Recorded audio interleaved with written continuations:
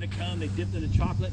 Oh my God, that was good. Okay, anyway, so now the A&W root beers, you still drove in. They had the little stand thing, and of course, one of those mugs would accidentally disappear into your car and turn up when you got home.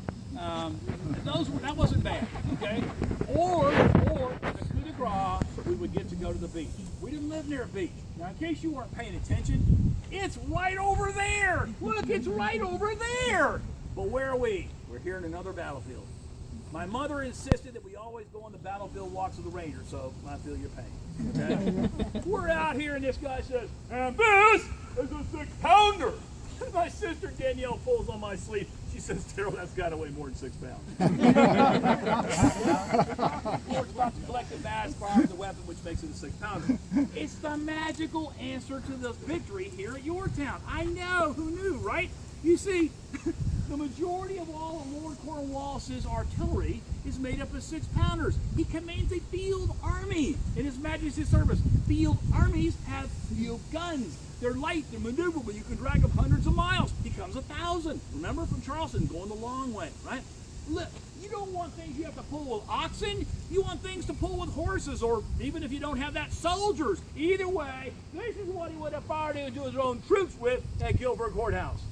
Under the very best of circumstances, all of his artillery are good for maybe a mile. Maybe a mile. Winds cooperating, humidity and temperature, a mile. Well, why am I not profoundly wasting your time? Where are the Rangers? Where are the Americans? Ranger Mac. They're out there at the tree line. How far is that? 1.8 miles. It's almost like they knew. Anyway, so if the Americans stay just outside the range of the British guns, they can't be hit. Well, then this is really a boring battle. No, the Americans bring me. This is an 18-pounder. Come from New York and Pennsylvania. Look at this tube here. Look at the tube here. Okay, one more time for effect. Look at the tube here. Look at the tube there. It fires 3 times the mass, twice the range. You do see where I'm going with this, don't you? Yep. So the Americans are out there at the tree line, 1.8 miles away, with a 2-mile range gun. The British can't hit them, but they can pummel the British all day long with impunity. I'm beginning to see how this is a victory for the Americans. Hey, but wait, there's some French guys, right? Yeah, 8,000 of them. Where are they? They're over there at the tree line. Do they bring cannons? Yes, they do. You went right past one, right over there. See that beefy boy on the blue-gray wheels? That tube, this part on that gun weighs 3 tons. It hurls a solid 24-pound iron cannonball 850 to 1,000 miles an hour. You know what? You have to picture anything going 850 to 1,000 miles an hour in any century. It doesn't matter. But here's the magic. 3-mile range. Wow.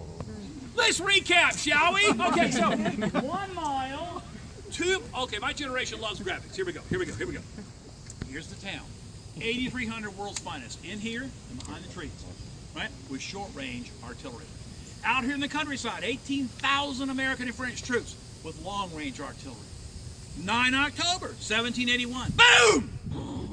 And the British fought back. Boom! Now, Cornwallis is understandably discouraged. He can't reach out and nag his neighbor, right? He's not in the colony he's supposed to be in. Remember, he disobeyed orders and came here. He cannot run downtown to the nearest cannon locker and check our bigger cannon. He's pretty much stuck with what he grew up with in the Carolinas. And then it occurs to him, his 47 ships are still here. He orders them stripped and put with their cannons going all the way around this town. Now, I told you this was a 375 cannon battle. That's true enough. What I didn't tell you is 244 of them are British. He has a 2-to-1 advantage over the Americans and the French in sheer numbers. But I also told you, standing over there on the cliff, that his largest ship was HMS Karen. This sported 44 12-pounders. I said all the others were barks of war, sloops of war, and convoy ships, which really, even though you stripped them, gave them really more of what he already had. But you do see what he does, don't you? He leaves his 47 ships sitting out here in the harbor defenseless. As opposed to, well, there's a famous naval battle 30 miles east of here, right, at the mouth of the Chesapeake Bay, known in the textbooks for the kids as the Battle of the Capes, right? It pits Admiral de Grasse of the French fleet against Admiral Graves of the British fleet on the 5th of September, 1 month before this battle.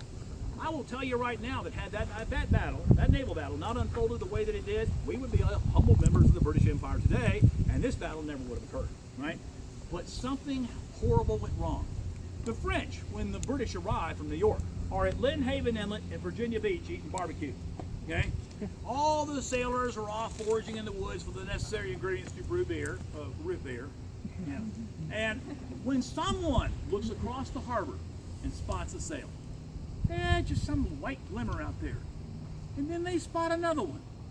And of course they turn around and go, count theirs and realize it's not theirs. This is somebody else. It's got to be the British. Well, here's the deal. You see a mast on a first, second, or third rate ship, anybody's, he's about 200 feet at the top above the waterline. So by the time you see it, right, it's 22 miles away. The British have copper-bottom boats. They make another knot or two. Well, that helps in a battle. It doesn't sound like much, but it is. Day of sailing, you're out of visual range. So they're making about 10 knots when they spot them, and that means they have 2 hours to get all the French ships out of Lynnhaven Inlet and into blue water. That's a challenge, because half the sailors you can't find. Remember, they're all foraging in the woods. Do you know that not one of those French ships will sail out with a complete crew? Not one. They will still, nonetheless, engage the British on the 5th of September, 6th and 7th, in a battle in which the French will ultimately prevail. Why? Because of an unbelievable circumstance. Now remember, Admiral Graves of the British fleet, sailing down from New York, has had 5 days to think this through. This is not like a big thing that just happened upon him. The French have 2 hours. He's had 5 days to iron this out. But when he gets close enough, he gives commands that when they run up the mast to the rest of the squadron, they're higgledy-piggledy. The captains can't figure it out, right? They're all looking at when he runs up the flagpole, and he's going, hey, what does he want us to do? What does this mean?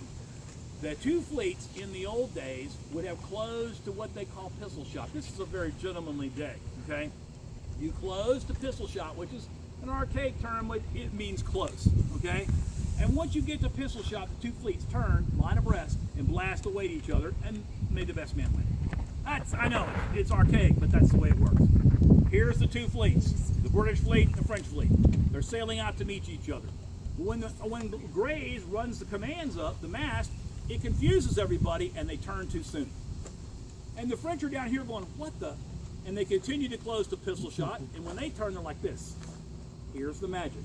The best that the British have to offer is in the first third under Admiral Hood. The best that the French have to offer are in the first third under Admiral de Grasse.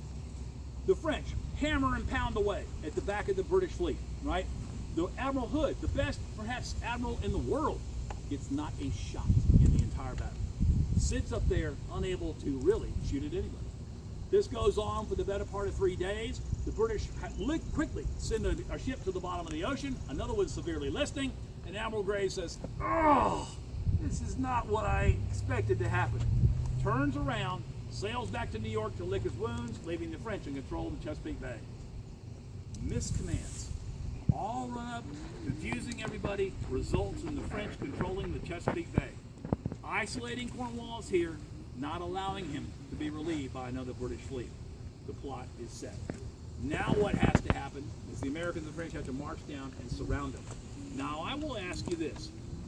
If this is how this works, and Lord Cornwallis stripped the cannons off his ships, all that could happen is that the French will simply sail up the river to his defenseless ships, tie up to them, drag them away, and proclaim them as a prize.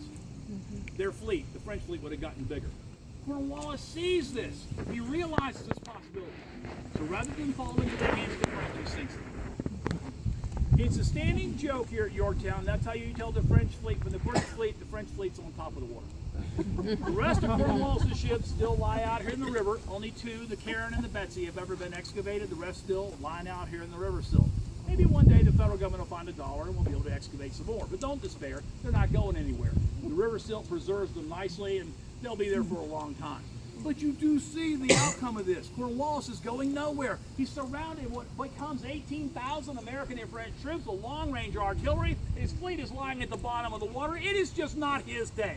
Now you've got to wonder how the best field commander of his day allows himself to be caught here. How is that at all possible? How can he not know that 18,000 of his enemy are marching? You'd think if they all marched in step, just the trimmer alone would give it away. How does he miss this? He knew. Wait, he knew? Yeah, he got intelligence briefings almost every day. General O'Hara, Colonel Tarleton, Major Ross, Colonel Dundas, they all come to him and say, boss, intelligence says Americans are on the move south of New York. If that's true, they can be here in 3 or 4 weeks. We need to leave. The French are rumored to have a fleet. If that's true, they can be here in 5 days. We need to leave. We're surrounded up on a bluff. And Cornwallis says, nope, I'm going to stay right here. Why? Because of the disservice that I did you. Well, we were standing over there, and I said, when Sir Henry Clinton in New York found out what Cornwallis had done, he sent him a text message. You remember me saying that? It's goofy. Your brain hooks onto it like a dog with a bone, right? Here's the thing. It allows me to take you right back to that conversation. You see, of course he didn't send him a text message, but what he sent him was a terse communique. It said, you don't go anywhere without asking me first. You stay your butt right there. You abandon the Carolinas. They're rapidly going back over to the rebels. We may never recover from this. You do what I tell you to do. Now think about it. If you were Clinton in New York, isn't that the message you would have sent to Cornwallis when you found out he disobeyed you? Of course it is. Here's the missing dynamic. The man who sent that, Clinton in New York, the Supreme Commander, isn't much of a sir at all. He's a commoner. Cornwallis is an aristocrat. He's twice offended, not just by the words, but by the person who sent it. And Cornwallis' response is fine. Then I'll stay right here in Yorktown and wait on General Clinton to relieve me. He sits here the entire month of September 1781. His month of amnesty. He could have marched out, kayaked out, rode his horsey out. He could have used his frequent flyer miles. He could have done anything he wanted in the month of September, and he chose to stay right here. Unbelievable. Yet, it's a cannon battle, and it's a siege, and we got to take a walk. We're going to go over there where those flags are. It's shady there. We're going to take a spot and make sure we didn't leave anybody face down back here. We're going to go over where you can see that British flag just on the other side of the earthworks, and that's as far as we have to go. I'll show you where everyone happened to be and tell you how it ends. Come on, let's go.